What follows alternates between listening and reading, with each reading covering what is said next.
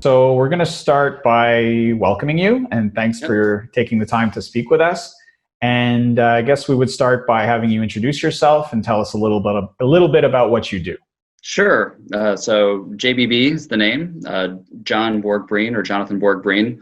I am a co-founder at Symbiont Group. We are a B2B sales and marketing company that helps companies really understand their entire path to purchase and really get into more of the details about where money is coming from for companies. So we help services companies potentially or particularly in the digital space, technology space, as well as software companies are really the two main audiences that we work with.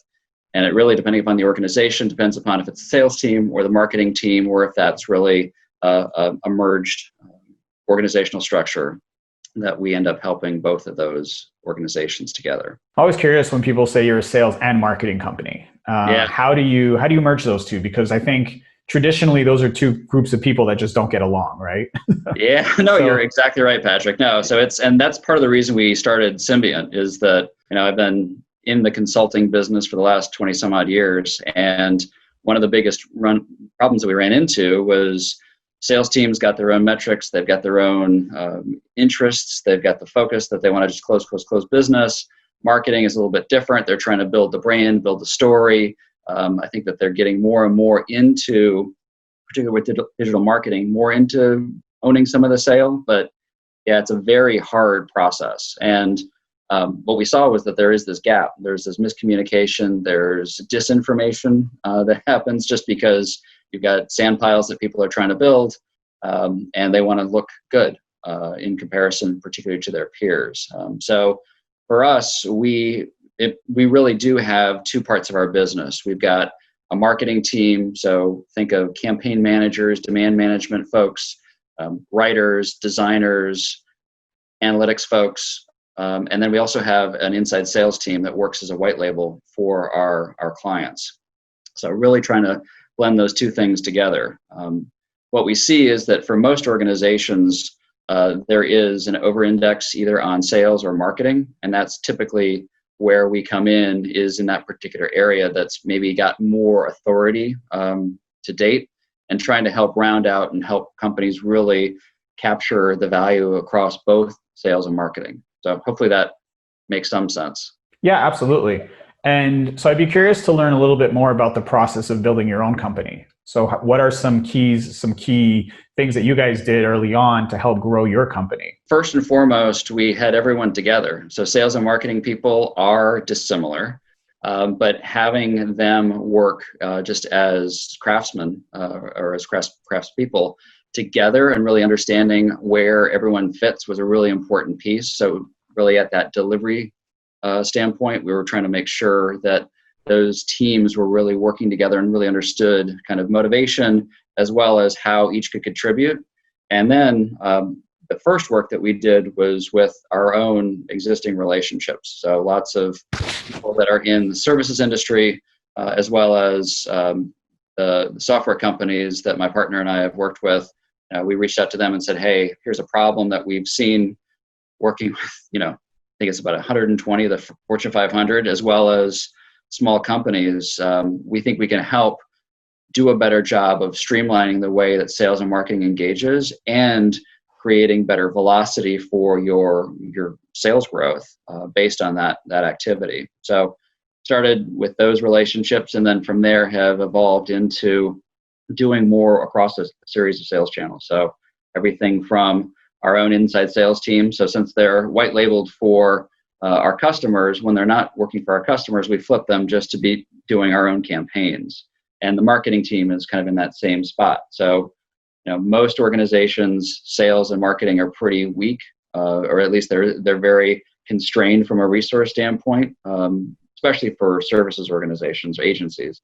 And we hoped that would kind of smooth out a little bit. As you get more successful, though, and you have more work, that means that we've had to struggle a little bit with how do you balance, resources for your own growth as well as resources for your customer as well. So it's been interesting. Yeah, I don't think I've actually heard of that, where you have a sales team that maybe originally, as you're growing your own business, is working for you, Yeah. Then as you bring in clients, you can kind of flip the script and just kind of push them and offer the client whatever they need in terms of sales. Yeah, and part of the value proposition that we sell to our customers is that they already have a complex message that they've had to sell, which is ours. Once again, we have, and you pointed it out, Patrick, right, is that there are a couple of different ways that we could enter an organization. So trying to navigate that and figure out exactly who the right buyer would be for that is not simply a, hey, we have a software product, I'll go to this particular department or IT or whomever, but it's really trying to feel out and understand exactly how all of those things fit together, what message is going to resonate with those particular audiences, and all of that are a key component to all of it. So yeah, it's definitely, I think that helps build those muscles that really starts to have a sales team understand exactly how marketing works. And it also has the added benefit of now sales organization that can feed marketing true insight. So it's not just audience segmentation or sort of third-party data or research that you're getting, but it's also humans actually talking to other humans that you think is your target audience that are either resonating or not resonating with your message, which I think is fantastic. So it's really that kind of virtuous circle that's really been, I think, super helpful. And we've evolved a ton, I think, over time, and we do that with our clients every day. Yeah, I think that's incredibly valuable to know that your marketing efforts will be immediately tested by your sales team, Yep. right? Because they're getting firsthand the reaction from the potential clients and realizing like, hey, marketing, this is working, this isn't. And marketing is getting great feedback. So as long as that relationship is strong, I would think that it's extremely beneficial for both, right? Yeah, no, I think you're right. And I think, so the start off point is that salespeople are dumb and marketing folks don't know how to talk to people, right? Yeah. Because they just want to have that idea. So there's these strident sort of groups that you've got to break down the barriers to. And part of that, that we worked with was to have humans together in a group that had to interact with each other on a regular basis and created that relationship piece. And then from there, starting to build that wheel of really understanding, okay, if I put information in, I'm going to trust that you're going to actually leverage that, right? So if marketing comes up with a message, sales is going to communicate it. They are going to give accurate and accountable feedback. So it's not just, well, it was hard to do, so I didn't do it, right? Because that's a big problem that you run into. Or it's message is too complex, I'm going to skinny it down, and I'm going to tell you whether or not that skinny down message worked. So we see that all of the time. So just like building repetitive muscles to understand that, test it out. Test and learn is a huge part of all of our business. And I think it stretches marketers because they have to understand that even though you want to ram jam this entire message into the space that you've got of 5 seconds to engage someone, if it's on the phone or through a couple lines if it's email or through some sort of social channel, that you still have to be cognizant of the brand, but you also have to be very clear on where the value prop is. And it kind of pushes, instead of trying to be all about your company, I think it starts to push marketing teams to think about the audiences that they're really trying to communicate to, which I think is enormously valuable. And we've seen that, particularly in the whole pandemic that we're running into now, that many of the clients that we've worked with that have not gotten the education message are finally understanding, as they're getting shut down across all of their relationships, that education and that focus on customer is super important. And the dime, I think, is kind of dropping, which is fantastic. Yes, this is a good place, I guess, to segue into that. Is really a lot of companies are now dealing with this pandemic and having to kind of shift not only their focus, but the way that they work and the way that they interact. And before we hit record, we were talking about how your team is used to working together in the same room, right? Working together in the same space. And now everyone's gone virtual and everyone's working from home. So what are some shifts that you've had to make, and how has that been successful? And what are some of the challenges that you've had in doing that? Yeah, so we all have Zoom, right? And we already had a series of meetings that were kind of team, the entire company would get together, talk about successes, failures, would talk about the projects that we're doing with clients, as well as our own activities that we were doing, just to sort of get that cohesion that you're looking for. So we've continued to do that. The brainstorming, I think, is the biggest challenge for us, because we've got experts in particular areas that are now having to work through cameras, right? Of trying to engage and trying to as you can see sort of from the picture here, I use a lot of my hands to talk, and you feel almost, just that whole process of creativity is a little bit different for us when it's virtual.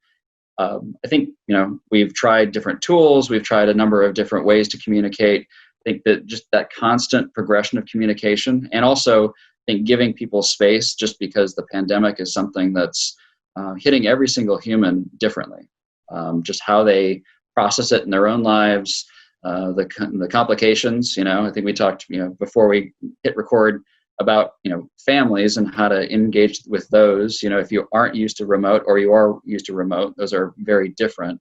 So I think just trying to be thoughtful and encourage people to communicate about where their challenges and struggles are, I think has been a really important piece of it.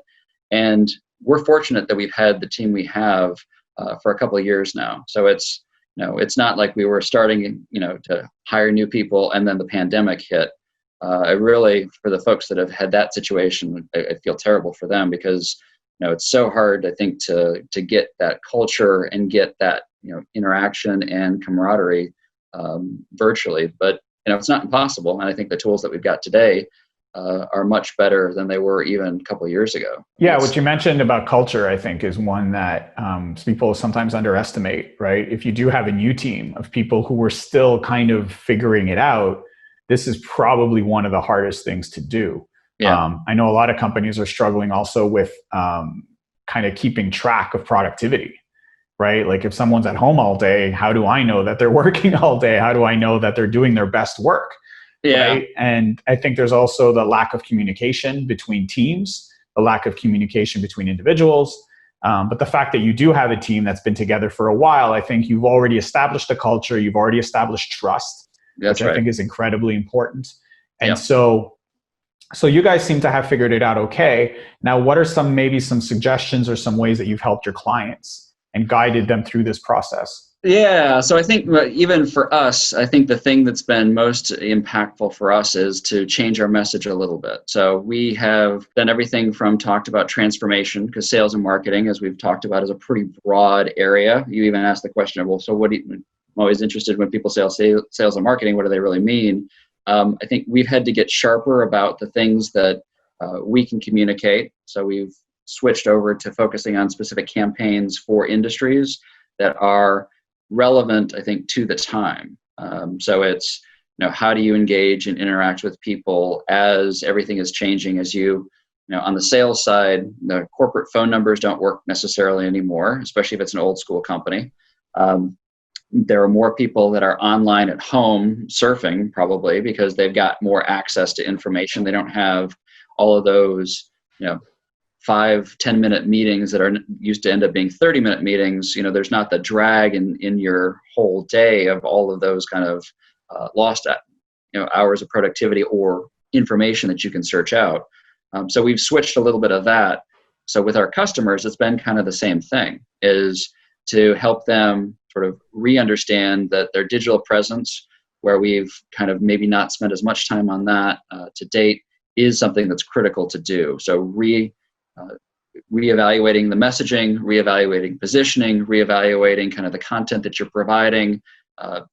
LinkedIn, particularly for B2B, has been huge over the last few weeks. Maybe for some folks looking for new jobs or looking to see, which of their friends is struggling or looking for a new job, or it's, just sort of re-looking at their network of people that they know. And we've seen tremendous uptake in content that's being provided, videos, thought pieces, just even sort of blurbs that have been throwing out. It's just all of that consumption has increased pretty dramatically. And so leveraging that has been a key component to that work. So instead of helping companies drive towards events, which aren't happening anymore, it's been reprioritize and reallocate that effort to looking at who those customers that you've got are, remind them who their key customers or their perfect customers are that they really want, and then reevaluating whether or not all of the things that they're putting out there are really in service of being helpful to that particular audience. I think that's been something that's, I think we mentioned before, that it's a little bit of a wake-up call, because you can't just sell a demo if you're a software company, or you can't just sort of push to, hey, do you have budget? Let's go, because there's a lot of turmoil, and relationship has always been important, but it's even more critical now. I've heard from a lot of people that they would entertain, there'd be this black and white of, yes, I'm really interested, no, I'm not, but there's this big area of, well, maybe, let me hear out kind of what this organization is all about. Maybe they can help me. And that gray area has kind of disappeared because people are kind of in a period of panic to a certain degree, or uncertainty, and they still have to get work done. So I think the prioritization has changed pretty dramatically. So making sure that you're pushing into that decision of black and white, and making sure that your messaging, the way that you're engaging customers, is providing that value, I think has been more critical than, quite frankly, any other time that there's been. I think particularly for digital agencies and for digital companies, new always sold, right? It was this whole supply-demand thing. There's not enough supply, demand is high. You can get people regardless of the tactics that you're using. And now I think that's shifted. Because there are more people that are entrants into the market. There are more people that are more digitally savvy than they have been in the past. And with that sort of whole pandemic, the change in the culture, I think all of those things are pressurizing the entire situation to reevaluate those customers and their needs, wants, and aspirations. So, I'd be curious to know if you have any examples or case studies, or maybe a client, without mentioning who they are necessarily, sure, but maybe an example of how you kind of help them either pivot or help them refocus in order to get through this. Yeah. Time. So we were doing a couple of events with customers. They were going to be exhibiting at booths. They had talks that were going to happen at events. So the activity that we were doing with them was to create messaging for the event itself. How were their services and software going to mix with the theme of that event? And we were doing outreach to the folks that were going to be going to the event, communicating to them all of those things. And, pandemic happens, events shut down, no one's going to it. Their first inclination was to say, okay, well, so let's just see if we can do demos for everybody. And, maybe that would work in a different time, but since most of the prospects that were going there weren't necessarily just looking for demos, they were really trying to understand who this organization was. We pushed down the path of education, more information about their organization and the value proposition of it, as well as the problems that they were solving, and then tailoring it to specific kind of pandemic-related activities. And not meaning pandemic, but times of crisis, times of change that are disrupting the supply chains, as well as changing kind of the way that folks are working.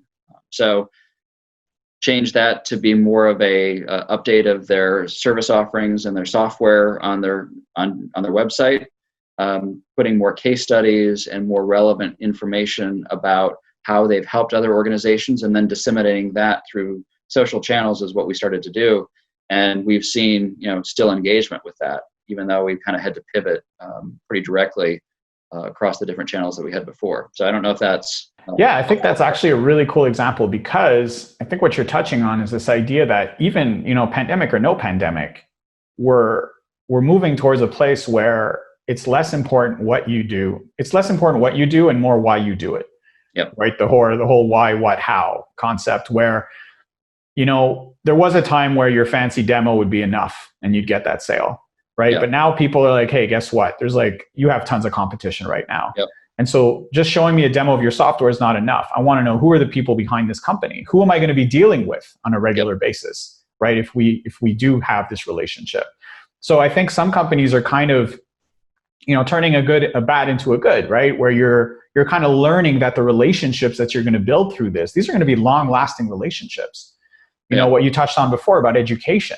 Right now is maybe not the time to force the sale. Now is maybe a time to be of service and to provide value, and to make sure that you build those relationships so that when things do come back to some sort of new normal, you're in a position to not only foster that relationship, but grow that business together.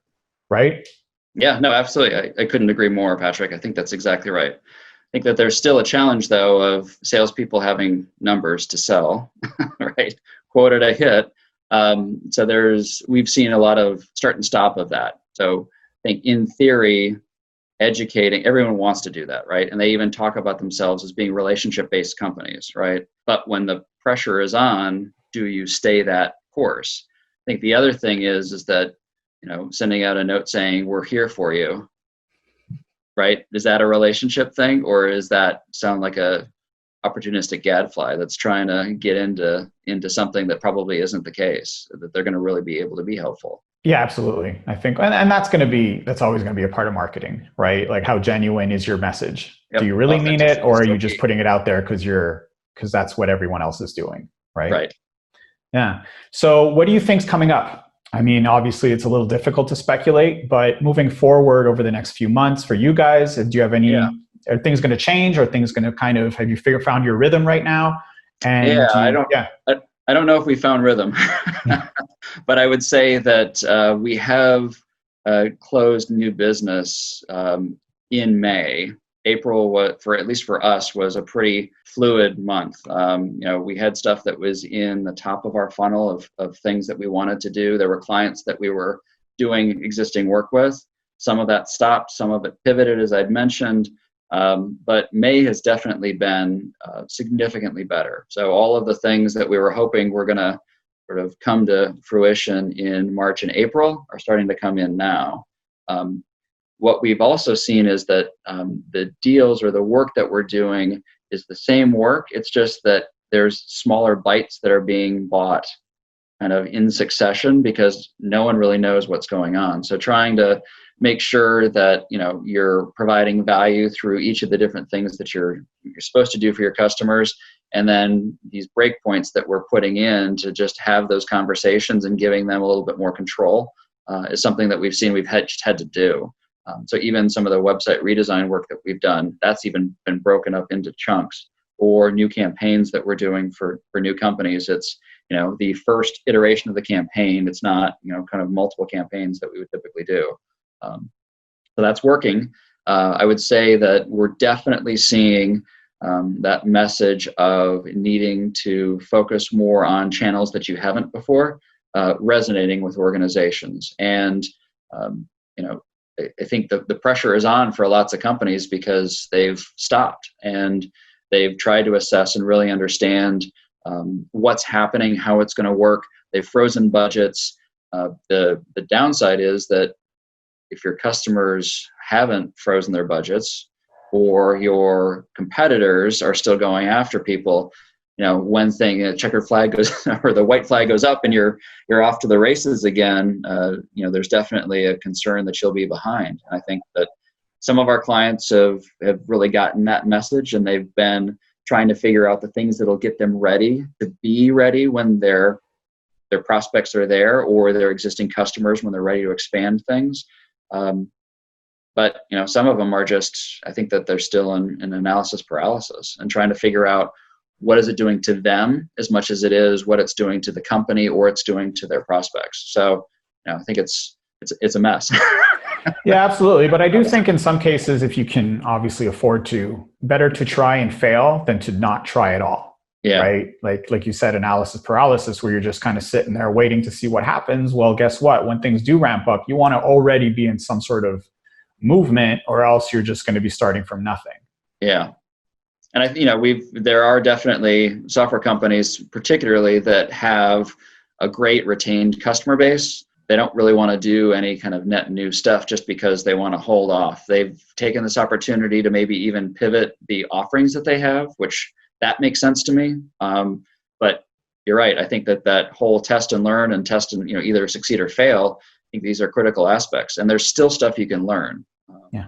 The whole notion of discovery is something that we always push, and we've actually got a campaign that does that, is really understand attitudes of your target audiences, as well as kind of what message is working, and doing that in an iterative fashion that doesn't cost a lot, but it does give you insight, I think is critical. And if you can marry that with potentially generating revenue at the same time, just seems like the right thing to do. That's really great. So if people want to get in touch with you and see what you guys are up to, where's the best place to do that? Yeah, so you can go to symbiogroup.com. Also, take a look at us on LinkedIn. I think there's some stuff that we've been sending out as well. But those are probably the two best channels to see us. Awesome. Well, thank you so much for your time. Yeah, thanks, Patrick. Really All right. great to talk to you and look forward to talking again. All Thanks. right. Awesome.